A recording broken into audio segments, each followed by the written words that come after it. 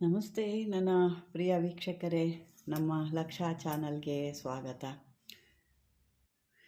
ವೀಕ್ಷಕರು, ಇವತ್ತು ನಾವು ನೋಡ್ತಿರೋ ಅಂಥದ್ದು ಒಂದು ನವೀನ್ ಅನ್ನೋ ಹುಡುಗ ಅಥವಾ ಹುಡುಗಿನೋ ಹುಡುಗನೋ ಗೊತ್ತಿಲ್ಲ. ನವೀನ್ ಅಂತಂದರೆ ಹುಡುಗ ಅಂದ್ಕೊಂಡಿದ್ದೀನಿ. ಅವ ಯಾವ ಕ್ಲಾಸ್ ಇದ್ದಾನೋ ಏನೋ ಗೊತ್ತಿಲ್ಲ. ಮೇ ಬಿ ಅಂದ್ಕೊಂಡ್ರೆ 10th ಇರ್ಬೋದು, ಅಂದರೆ 10ನೇ ತರಗತಿ ಇರ್ಬೋದು. ಪ್ರಿಪ್ರೇಟಿ ನೆಕ್ಸ್ಟ್ ಇದ್ರಲ್ಲಿ ಅವ್ರಿಗೆ ನಡೆಯೋ ಅಂಥದ್ದು. ಅವರು ನನಗೆ ಓದೋ ಅಷ್ಟು ಜ್ಞಾಪನ ಇರೋದಿಲ್ಲ, ಮರ್ತೋಗ್ತೀನಿ. ಪ್ರಿಪರೇಟರಿ ಎಕ್ಸಾಮ್ ಹತ್ರ ಬರ್ತಾ ಇದೆ, ಹಾಗಾಗಿ ಓದ್ಕೋಬೇಕು. ನನಗೆ ಓದಿರೋದು ಭಾಳ ಮರ್ತೋಗುತ್ತೆ. ಒಳ್ಳೆ ನಂಬರ್ ತೆಗಿಬೇಕು ನಾನು. ಅದಕ್ಕಾಗಿ ನನಗೊಂದು ಮಂತ್ರ ಕೊಡಿ ಅಂತ ಕೇಳಿದರು. ನಿಜವಾಗ್ಲೂ ಇದು ಕೇಳಿದಾಗ ಖುಷಿ ಆಗುತ್ತೆ. ಇಂಥ ಮಕ್ಕಳು ಇನ್ನೂ ಇದ್ದಾರೆ ಅನ್ನೋದು ಒಂದು ಖುಷಿ ಆಯಿತು. ಹಾಗಾಗಿ ಅವ್ರಿಗಾಗಿ, ಮತ್ತು ಅವನು ಕೇಳೋದು ಬರೀ ಅವನೊಬ್ಬನ ಕೇಳಿಲ್ಲ, ಅವನಂತ 100 ಜನಕ್ಕೆ ಇದು ಉಪಯೋಗ ಆಗುತ್ತೆ ಅನ್ನೋ ಉದ್ದೇಶಕ್ಕೆ ಹುಡುಗ ಕೇಳಿದೆ. ನಿಜವಾಗ್ಲೂ ಅಂತ ಒಂದು ಮಕ್ಕಳು ಚೆನ್ನಾಗಿ ಓದ್ತಾರೆ. ಅವ್ರಿಗೆ ಒಂದು ವಿದ್ಯೆಯಲ್ಲಿ ಒಂದು ಆಸಕ್ತಿ ಇದೆ. ಯಾಕೆಂದರೆ ಅವ್ರು ನೋಡಿ ಈ ರೀತಿ ಕೇಳಿದಾಗ ಏನು ಅನಿಸುತ್ತೆ, ಅಷ್ಟು ಖುಷಿ ಆಗುತ್ತೆ. ಮಕ್ಕಳು ನನಗೆ ಆ ರೀತಿ ತೊಂದರೆ ಇದೆ, ನನಗೊಂದು ಈ ಥರ ವಿದ್ಯೆ ಕೊಡಿ ಅಂತ ಕೇಳ್ತಾರಲ್ವ, ಅದು ಎಲ್ಲ ಮಕ್ಳಿಗೂ ಬರೋದಿಲ್ಲ. ತಂದೆ ತಾಯಿ ಮಕ್ಕಳು ಪರವಾಗಿ ಕೇಳ್ತಾರೆ, ನನ್ನ ಮಗ ಓದಲ್ಲ, ನನ್ನ ಮಗಳು ಓದಲ್ಲ, ಎಷ್ಟು ಬೈದರು ಏನಂದ್ರು ಓದಲ್ಲ, ಏನು ಮಾಡೋದು, ಏನಾದರೂ ಅವ್ರಿಗೆ ಮಾಡಿ ಅಂತ. ಆದರೆ ಈ ಮಗು ಕೇಳಿದೆ, ಅದು ನನಗೆ ಭಾಳ ಖುಷಿ ಆಯಿತು. ಅದಕ್ಕಾಗಿ ಅವನಿಗಾಗಿ ಮತ್ತು ಅವನಂಥ 100 ಜನ 1000 ಜನ ಮಕ್ಕಳಿಗಾಗಿ ಕೂಡ ಈ ಒಂದು ಮಂತ್ರ ಮತ್ತು ತಂತ್ರ ಇದು ನೋಡ್ತಿರೋ ಎಲ್ಲ ಮಕ್ಕಳು ಕೂಡ ನಾನು ಹೇಳೋದಿಷ್ಟೇ, ಚೆನ್ನಾಗಿ ಓದಿ. ವಿದ್ಯೆ ಇಲ್ಲ ಅಂದರೆ ಯಾವುದು ಮನುಷ್ಯನಿಗೆ ಬೆಲೆ ಇರೋದಿಲ್ಲ. ವಿದ್ಯೆ ಇರಬೇಕು. ವಿದ್ಯೆ ಇದ್ದವನು ಯಾವತ್ತು ಅದನ್ನು ಕದಿಯೋಕ್ಕೆ ಆಗದಿರೋ ಅಂಥ ವಸ್ತು ಮನುಷ್ಯನ ಕದಿಯೋಕ್ಕೆ ಆಗದಿರೋದು ಅಂದರೆ ವಿದ್ಯೆ ಒಂದೇ. ಹಣ ಕದೀತಾರೆ, ಜೀವ ಕದೀತಾರೆ, ಎಲ್ಲ ಕದೀತಾರೆ, ದೇಹದಲ್ಲಿರೋ ಫಾರ್ಟ್ಸ್ ಎಲ್ಲ ಕದೀತಾರೆ. ಆದರೆ ನಿಮ್ಮಲ್ಲಿ ಕದಿಯೋಕ್ಕೆ ಕಳ್ತನ ಆಗದಿರೋ ಅಂಥ ಒಂದು ವಸ್ತು ಅಂದರೆ ಆ ವಿದ್ಯೆ. ಆ ವಿದ್ಯೆನ ನೀವು ಅದು ಶ್ರೀಮಂತ, ಅದು ಯಾವತ್ತಿದ್ರೂ ಶ್ರೀಮಂತ. ಹಣದ ಶ್ರೀಮಂತ ಇರೋದು ಬೇರೆ. ಇವತ್ತು ಹೋಗುತ್ತೆ, ನಾಳೆ ಬಡವ ಆಗ್ತಾನೆ, ಇನ್ನೊಂದು ದಿವಸ ಶ್ರೀಮಂತ ಆಗ್ತಾನೆ, ಇನ್ನೊಂದು ದಿವಸ ಭಿಕ್ಷುಕರು ಕೂಡ ಆಗ್ಬೋದು. ಅದು ಎಲ್ಲದಕ್ಕಿಂತ ಇದು ಒಂದು ಶ್ರೀಮಂತಿಕೆ. ಇದು ಒಂದು ಸಾರಿ ಬಂತು ಅಂದರೆ ಜೀವನದಲ್ಲಿ ನಾವು ಮಣ್ಣಿಗೆ ಹೋಗೋ ತನಕ ನಮ್ಮ ಜೊತೇಲಿರೋ ಅಂಥ ಒಂದು ವಿದ್ಯೆ. ಇದು ಒಂದು ಆಸ್ತಿ ಅಂತಲೇ ಹೇಳ್ಬೋದು. ಯಾವುದು ಕಳ್ತನ ಮಾಡದಿರೋ ಅಂಥ ಆಸ್ತಿ ಅಂತಲೇ ಹೇಳಬೇಕಾಗುತ್ತೆ. ಬನ್ನಿ, ಇವತ್ತು ಅಂಥದಕ್ಕೆಲ್ಲ ನಾವು ಏನು ಮಾಡಬೇಕು, ಹೆಂಗೆ ಮಾಡ್ಬೋದು ಅನ್ನೋದಕ್ಕೆ ನೋಡೋಣ. ಇದು ಸಾಕಷ್ಟು ಜನ ನೋಡ್ತಾ ಇದ್ರೆ ಅಥವಾ ತಾಯಂದಿರೋ ತಂದೆದಿರೋ ನೋಡಿದರೆ ಅವ್ರಿಗೂ ಕೂಡ ಇದನ್ನು ಈ ರೀತಿ ಮಾಡಿಕೊಂಡು ಅವ್ರಿಗೂ ಕೂಡ ಒಂದು ಓದೋದಕ್ಕೆ, ಒಂದು ವಿದ್ಯೆಗೆ ಅದಕ್ಕೆ ಮಾಡ್ಕೊಳ್ಳಿ. ಈ ವಿದ್ಯೆ ಸಾಕಷ್ಟು ಭಾಳ ಅದ್ಭುತವಾಗಿ ಕೆಲಸ ಮಾಡುತ್ತೆ. ಇದೆಲ್ಲ ಏನಪ್ಪ ಅಂದರೆ, ಅವ್ರಿಗೆ ಯಾವುದೇ ಒಂದು ಕಲೆ ಇರ್ಬೋದು, ಒಂದು ವಿದ್ಯಾಪ್ರಾಪ್ತಿ ಇರ್ಬೋದು, ಒಳ್ಳೆ ಸಾಧಕ ಇವನು ಮಾಡಿಕೊಂಡ್ರೆ ಒಳ್ಳೆ ವಿದ್ಯಾವಂತನಾಗ್ತಾನೆ, ಗುಣವಂತನಾಗ್ತಾನೆ, ಒಳ್ಳೆ ಕಲಾನಿಧಿ ಆಗ್ತಾನೆ, ಪ್ರಚಂಡವಾಗಿ ವಿದ್ವಾಂಸ ಕೂಡ ಆಗ್ತಾನೆ. ಈ ಯಂತ್ರನ ಬರ್ಕೊಳ್ಳೋದು ಬೇಕಾದ್ರೆ ನಮಗೆ ಚಿನ್ನದ ಯಂತ್ರ ಆಗ್ಬೋದು ಅಥವಾ ಬೆಳ್ಳಿ ಯಂತ್ರ ಆಗ್ಬೋದು. ಏಕೆಂದರೆ ಚಿನ್ನದ ಹತ್ರ ಹೋಗೋಕ್ಕೆ ಕಷ್ಟ ಆಗಿರುತ್ತೆ. ಮೀಡಿಯಮ್ ಅಂದರೆ ಒಂದು ಬೆಳ್ಳಿದು ತಗೋಬೋದು. ಏಕೆಂದರೆ ಶಕ್ತಿ ಇರೋರು ಮಾಡ್ಕೊಳ್ಳಿ, ಇಲ್ಲ ಅಂತ ಹೇಳಿದ್ರೆ ಅದು ಅವ್ರ ಲೈಫ್ ಲಾಂಗು ಇರುತ್ತೆ. ಅವ್ರ ಜೊತೆ ಯಾಕೆ ಚಿನ್ನದ್ದು ಅಂದರೆ ಲಾಸ್ಟ್ ತನಕನೂ ಅವ್ರ ಲೈಫ್ ಲಾಂಗ್ ಮುಂದೆ ಓದಿ ಎಜುಕೇಷನ್ ಎಲ್ಲದಕ್ಕೂ ಕೂಡ ಇದು ಸಿಗುತ್ತೆ. ಶಕ್ತಿ ಇರೋರು ಮಾಡ್ಕೊಳ್ಳಿ, ಶಕ್ತಿ ಇಲ್ದಿರೋ ಕೈಲಿ ಬೇಡ, ಬೆಳ್ಳಿದಾದರೂ ಮಾಡ್ಕೊಳ್ಳಿ. ಏನು ಅದಕ್ಕೆ ಒಂದು ಅಂಥ 1000 ರೂಪಾಯಿ ಜಾಸ್ತಿ ಏನು ಇರೋದಿಲ್ಲ, ಅದನ್ನು ನೀವು ಮಾಡ್ಕೋಬೋದು. ಅದನ್ನು ಈ ಮಂತ್ರ ಏನು ಕೊಟ್ಟಿದ್ದೀನಿ ನಿಮಗೆ, ಈ ಮಂತ್ರನ ಅದ್ರ ಮೇಲೆ ಬರಿಬೇಕು.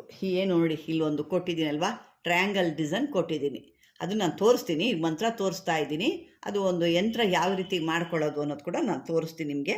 ಅಲ್ಲಿವರೆಗೂ ಇದನ್ನು ನೀವು ನೋಡಿ ಯಾವ ರೀತಿ ಮಾಡಬೇಕು, ಹೆಂಗೆ ಮಾಡಬೇಕು ಅನ್ನೋದು ತಿಳ್ಕೊಳ್ಳಿ. ಇದನ್ನು ನಾನು ಹೇಳಿದ್ನಲ್ಲ, ಚಿನ್ನದ್ದು ಅಥವಾ ಬೆಳ್ಳಿ ಒಳಗಡೆ ಇದನ್ನು ಒಂದು ಯಂತ್ರ ನಾನು ಕೊನೆಯದಾಗಿ ತೋರಿಸ್ತೀನಿ. ಅದರೊಳಗೆ ನೀವು ಬರಿಬೇಕಾಗುತ್ತೆ. ಬರೆದ ನಂತರ ಇದಕ್ಕೆ ಪೂಜೆ ಎಲ್ಲ ಮಾಡಬೇಕಾಗುತ್ತೆ. ಪೂಜೆ ಮಾಡಿ ಇದನ್ನು ದೇವ್ರ ಮೇಲಿಟ್ಟು ಪೂಜೆ ಮಾಡಿ ವಿಧಿವತ್ತಾಗಿ ಆ ದೇವರ ಸ್ಥಾನದಲ್ಲಿ ಅದನ್ನು ಸ್ಥಾಪನೆ ಮಾಡಿ, ಈ ಯಂತ್ರಕ್ಕೆ ಪ್ರತಿನಿತ್ಯ ದೇವ್ರ ಮುಂದೆ ಕೂತು 8 ದಿನಗಳವರೆಗೆ ಪ್ರತಿನಿತ್ಯ ಕೂಡ ಶ್ರದ್ಧಾಭಕ್ತಿಯಿಂದ ಈ ಮಂತ್ರ, ಆ ಯಂತ್ರದೊಳಗೆ ಒಂದು ಮಂತ್ರ ಬಂದಿರುತ್ತೆ, ಅದನ್ನು 1000 ಸಂಖ್ಯೆಯಲ್ಲಿ ಜಪ ಮಾಡಬೇಕು. 3 ಅಕ್ಷರ ಇರೋದು, 3 ಅಕ್ಷರ, ಜಾಸ್ತಿ ದೊಡ್ಡದೇನಿಲ್ಲ.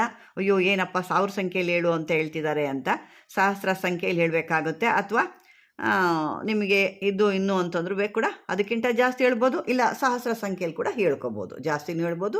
ಮಿನಿಮಮ್ ಅಂದರೆ 108 ಇರಬೇಕಾಗುತ್ತೆ. ಅದಕ್ಕೂ ಹೆಚ್ಚಿಗೆ ಮಾಡ್ತೀನಿ ಅಂದರೆ ಇನ್ನೂ ಮಾಡ್ಕೋಬೋದು, ತೊಂದರೆ ಇಲ್ಲ. ಮಂತ್ರಗಳು ಏನು ಹೇಳಿದ್ರು ಅದಕ್ಕೆ ಬೆಲೆ ಕಟ್ಟೋಕ್ಕಾಗಲ್ಲ, ಮತ್ತು ಅದಕ್ಕೆ ಇತಿಮಿತಿ ಅನ್ನೋದು ಕೂಡ ಇರಲ್ಲ. ಬನ್ನಿ ಈಗ ಆ ಮಂತ್ರನ ನೀವು ಹೇಳ್ಕೊಂಡು ಜಪ ಮಾಡಬೇಕಾಗುತ್ತೆ. ಈ ಜಪ ಮಾಡಿ ಯಂತ್ರಕ್ಕೆ ದಿನನಿತ್ಯ ನೀವು ಪೂಜೆಯನ್ನು ಸಲ್ಲಿಸಬೇಕು. ಈ ಯಾವಾಗ 8 ದಿವಸ ಆದ ನಂತರ ಈ ಪ್ರಯೋಗ ಒಂದು ಸಮಾಪ್ತಿ ಆಗುತ್ತೆ. ಏನು ನೀವು ಮಾಡೋ ಅಂಥ ಏನು ಪೂಜೆದೋ ಅದು ಕೊನೆ ಆಗುತ್ತೆ. ನಂತರ ಈ ಯಂತ್ರನ ನೀವು ಧಾರಣೆ ಮಾಡಬೇಕು. ಈ ಯಂತ್ರದ ಒಂದು ಪ್ರಭಾವದಿಂದ ವ್ಯಕ್ತಿಗೆ ಒಳ್ಳೆ ಜೀವನ, ಒಳ್ಳೆ ಕಲೆ, ಒಳ್ಳೆ ವಿದ್ಯೆ, ಒಳ್ಳೆ ಯಾವುದಾದ್ರು ಒಂದು ಒಳ್ಳೆ ಕ್ಷೇತ್ರದಲ್ಲಿ ಒಂದು ಸಫಲತೆ ಅನ್ನೋದು ಅವರು ಪಡ್ಕೊಳ್ತಾರೆ. ಅದು ಒಳ್ಳೆ ಅವ್ರಿಗೆ ಜೀವನದಲ್ಲಿ ಭಾಳ ಇದಾಗುತ್ತೆ. ಈ ಮಂತ್ರನ ಮಾತ್ರ ಇದನ್ನು ನೀವು ಅದು ಮೇಲ್ಗಡೆ ಇರೋ ಮಂತ್ರ ಅದು ಬೇರೆ ಹೇಳ್ಕೊಬೇಕಾಗುತ್ತೆ. ಇನ್ನೂ ಒಂದು ನಾನು ಕೂಡ ಇದು ಮಾಮೂಲಿ ಮಂತ್ರ ನೀವು ಹೇಳ್ಕೊಬೋದು, ಹೇಳ್ಕೊಳ್ಳಿಲ್ಲ ಅಂದರೂ ನಡೆಯುತ್ತೆ. ನಿಮಗೆ ಬೇಕಾಗಿರೋದು ಒಂದು ಯಂತ್ರದೊಳಗೆ ಒಂದು ಮಂತ್ರ. ಈಗ ನಾನು ಅದನ್ನು ತೋರಿಸ್ತಾ ಇದ್ದೀನಿ, ನೋಡ್ಕೊಳ್ಳಿ. ನೋಡಿ, ಇದೆ ಯಂತ್ರ ಮತ್ತು ಮಂತ್ರ. ಕ್ಲೀಂ ಕ್ಲೀಂ ಕ್ಲೀಂ, ಇಷ್ಟೇ 3 ಅಕ್ಷರ. ಇದನ್ನು ಎಷ್ಟು ಸಾವಿರ ಆದರೂ ಹೇಳ್ಬೋದು, 108 ಹೇಳು, ಅದಕ್ಕಿಂತ ಹೆಚ್ಚಾಗಿ ಕೂಡ ಹೇಳ್ಕೊಬೋದು. ಯಾಕೆಂದರೆ ಸಾಕಷ್ಟು ಮಕ್ಕಳು ಕೂಡ ಪಾಪ ಕೇಳ್ತಾರೆ, ತಾಯಂದಿರು ಕೂಡ ನಮ್ಗೆ ಕೇಳ್ತಾರೆ. ನೋಡಿ, ಆ ಮಗು ಕೇಳಿದೆ ಅಂದರೆ ಅದು ಎಷ್ಟು ಒಂದು ಖುಷಿ ಆಗುತ್ತೆ.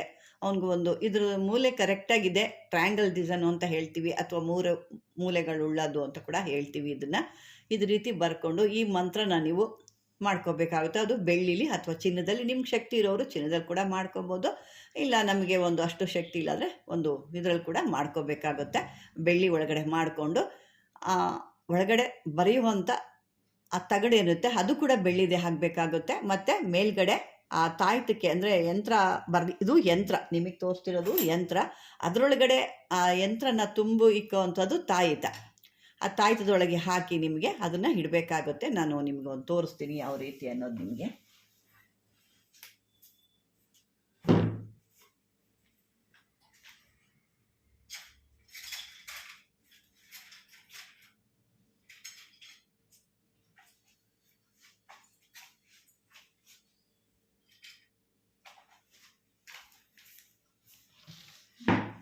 ನೋಡಿ, ಈಗ ನಾನು ತೋರಿಸ್ತೀನಿ ನಿಮಗೆ ಈ ರೀತಿಯಾಗಿ. ಕೆಲವ್ರಿಗೆ ಒಬ್ಬೊಬ್ರಿಗೆ ಒಂದೊಂದು ಗೊತ್ತಾಗಲ್ಲ.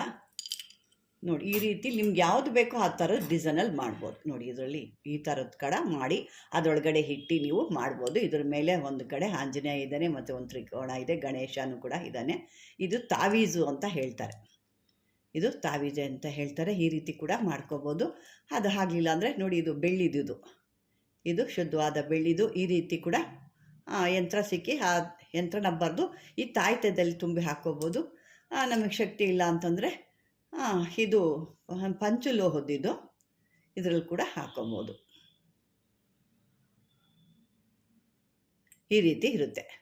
ಇವಾಗ ಅರ್ಥ ಆಗಿದೆ ನಮ್ಮ ವೀಕ್ಷಕರಿಗೆ ಅಂದ್ಕೊಂಡಿದ್ದೀನಿ ನಾನು. ಈ ರೀತಿಯಾಗಿ ಮಾಡಿ ಅದನ್ನು ಕತ್ತಿಗೆ ಧಾರಣೆ ಮಾಡಬೇಕು. 8 ದಿವಸ ದೇವ್ರ ಹತ್ರ ಇಡಬೇಕು. ಇಟ್ಟು ನೀವು ಆ ಭಜನೆ ಮಾಡಿ ಅಂದರೆ ಆ ಮಂತ್ರಗಳನ್ನ ಹೇಳ್ಕೊಂಡು ನೀವು ತದನಂತರ 8 ದಿವಸ ಆದಮೇಲೆ ದೇವ್ರ ಕಡೆಯಿಂದ ತೆಗೆದು ಅದಕ್ಕೆ ಪೂಜೆ ದೀಪಗಳನ್ನೆಲ್ಲ ಮಾಡಿ ಈ ಒಂದು ಮಂತ್ರನ ಹೇಳ್ಕೊಂಡು ನೀವು ಅದನ್ನು ಧಾರಣೆ ಮಾಡ್ಕೊತಾ ಹೋದರೆ ಇಷ್ಟು ನಾನು ಮೊದಲೇ ಹೇಳಿದಂಥ ಎಲ್ಲ ವಿಧವಾದ ಲಾಭಗಳು ಕೂಡ ನಿಮಗೆ ಸಿಗುತ್ತೆ. ಈಗ ನೋಡ್ಕೊಂಡಿದ್ದೀರಾ ಅನಿಸುತ್ತೆ. ಇದೇ ಮಂತ್ರ, ಕ್ಲೀಂ ಕ್ಲೀಂ ಕ್ಲೀಂ ಮಂತ್ರನೇ, ಇದನ್ನೇ ಹೇಳಬೇಕಾಗುತ್ತೆ. ಮೇಲ್ಗಡೆದು ಒಂದು ಸಾರಿ ಹೇಳ್ಕೊಳ್ರಿ. ನಿಮಗೆ ಅದು ಸ್ಟಾರ್ಟಿಂಗಲ್ಲಿ ಏನಿರುತ್ತೋ ಅದು ಚಿಕ್ಕದಾಗಿ ಬರುತ್ತೆ. ಅದನ್ನೇನು 1 ಸಾರಿ ಅಥವಾ ಒಂದು 5 ಸಾರಿ ಹೇಳ್ಕೊಂಡ್ರೆ ಸಾಕಾಗುತ್ತೆ. ಇದನ್ನು ನೀವು ಹೇಳ್ಕೋಬೇಕಾಗುತ್ತೆ. ಮೊದಲು ನೋಡಿದ್ದು ಕೂಡ ಹೇಳಬೇಕು. ಈಗ ನಿಮ್ಗೆ ತೋಡ್ತಿರೋದು ಕ್ಲೀಮ್ ಕ್ಲೀಮ್ ಅದನ್ನು ಹೇಳಬೇಕಾಗತ್ತೆ. ಯಾಕೆಂದರೆ ಅದು ಸ್ವಲ್ಪ ದೊಡ್ಡದಿರೋದ್ರಿಂದ ನಾನು ಇಲ್ಲಿರೋ ಅಂತ ತೋರಿಸ್ತಾ ಇದ್ದೀನಿ. ಇದನ್ನು ಮಾಡಿಕೊಂಡು ಲಾಭ ಪಡ್ಕೊಳ್ಳಿ ಅಂತ ಹೇಳ್ತಾ, ವೀಕ್ಷಕರೇ, ಈಗ ನಿಮಗೆ ನೀವು ಕೇಳಿದಂಥ ಒಂದು ಸರಸ್ವತಿ ಯಂತ್ರ ಅನ್ನೋದು ನಿಮಗೆ ಸಿಕ್ಕಿದೆ ಅಂದ್ಕೊಂಡಿದ್ದೀನಿ. ಖುಷಿ ಕೂಡ ಆಗಿದೆ ಅಂದ್ಕೊಂಡಿದ್ದೀನಿ. ಈ ವಿಡಿಯೋ ನೋಡಿ ಯಾರಿಗಾದ್ರು ಇನ್ನೂ ನಿಮ್ಮ ಸ್ನೇಹಿತರು, ಫ್ರೆಂಡ್ಶಿಪ್ಪು, ನಿಮ್ಮ ಕುಟುಂಬದವರು ಯಾರಿದ್ದಾರೋ ಅವ್ರಿಗೆಲ್ಲ ಶೇರ್ ಮಾಡಿ.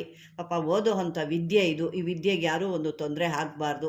ಯಾರಿಗೆ ಇಂಟ್ರೆಸ್ಟ್ ಇದೆಯೋ ಅವರು ಮಾಡ್ಕೊಳ್ಳಿ, ಇಂಟ್ರೆಸ್ಟ್ ಇಲ್ದವರು ಸ್ಕಿಪ್ ಮಾಡ್ಕೊಳ್ಳಿ ಅಂತ ಹೇಳ್ತಾ ಈ ಒಂದು ವಿಡಿಯೋ ನಿಮಗಾಗಿ ತಂದಿದ್ದೀನಿ. ಇಷ್ಟವಾದರೆ ಲೈಕ್ ಮಾಡಿ, ಶೇರ್ ಮಾಡಿ, ಅದೇ ರೀತಿ ಸಬ್ಸ್ಕ್ರೈಬರ್ ಮಾಡ್ಕೊಳ್ಳಿ ಅಂತ ಹೇಳ್ತಾ ವೀಕ್ಷಕರೇ ಧನ್ಯವಾದಗಳು.